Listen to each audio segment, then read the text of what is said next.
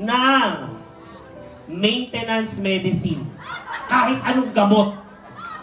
Ando sa bangko. Bilis, 10, 9, Sa bangko, sa bangko.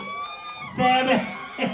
Ay, walang hiya, sumali ka pa talaga. Ibigay natin din eh. Wait lang po, titignan po natin. Ang kanya pong dinala ay Sildenafil Citrate Viagra. Bakit meron kayong ganito? Talaga ba? Naka-ready ka? Kaya sige po, maraming salamat. Bigyan po natin. Dito po tayo kay Mami, pa-picture. Pakita po ang gamot. Sabi nga po kanina ng isa sa mga anak, ng nurse, ayan, isa po sa kanilang pinaka-bahagi ng panalangin ay yung inumin mo daw lagi yung maintenance medicine mo. Domino effect po kasi yun. Siyempre, pagmahal natin ang kalusugan, sundin natin ang mga payo ng doktor para mas humaba pa ang buhay, mas makasama pa natin ang matagal ang mga mahal natin sa buhay. Okay, another, bring me ang makapagdadala na any kind of ointment. Ano ka? Parang alam mo agad yung hinihingi ko. Wait lang. Mami, paubos na to. Baka yung kating kuho ng epikas. Ayun na pa. Kasi kapag nasusobra ka sa taas na kamay, nananakit din mo.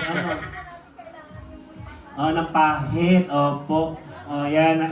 Patunay ho, Epicaset. Thank you so much. Picture po tayo. Picture po ta, picture. Again, mamaya po sa ating on-the-spot Zumba, magbibigay po tayo ng Zumba King and Zumba Queen. Thank you so much. And last but not the least, unahan po makapagdala dito sa harapan ng senior ID. Yun! Ay, bilis mo. Ay! Diyos ko si Mami, ba't parang hindi ko nakikita lumalakad, parang lumilipad. Parang pinabahan ako bigla. Ay! Akala ko nalipad si Mami. Sige po, punta na tayo dito. Tingnan po natin ang senior. Gusto nakakakaba si tita, no? Ayan, kakaraw matanda si... Ang ganda po ng pangalan nyo, no? Excelsa Valentino Arizala. Parang pangmayaman. Pwedeng pangmayaman. Thank you. So, ito po yung regalo nyo. Picture po. Yeah, thank you so much. Balik. Magpapalit ka pa ba ulit, Mami, ng outfit? Sabi ko sa'yo talaga, tinalbugan ka ni Tita Shani. Naka-apat na palit.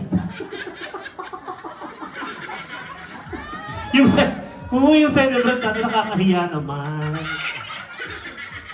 Hindi ka na ba magpapalit pagkatapos ng isa pa? Baka naman may pamalit ka pa, itodo mo na. Meron pa talaga,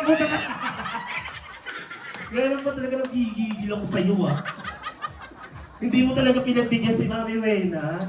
Okay, and now, tinatawagan na po, again, ang ating po mga lola gets dito sa harapan.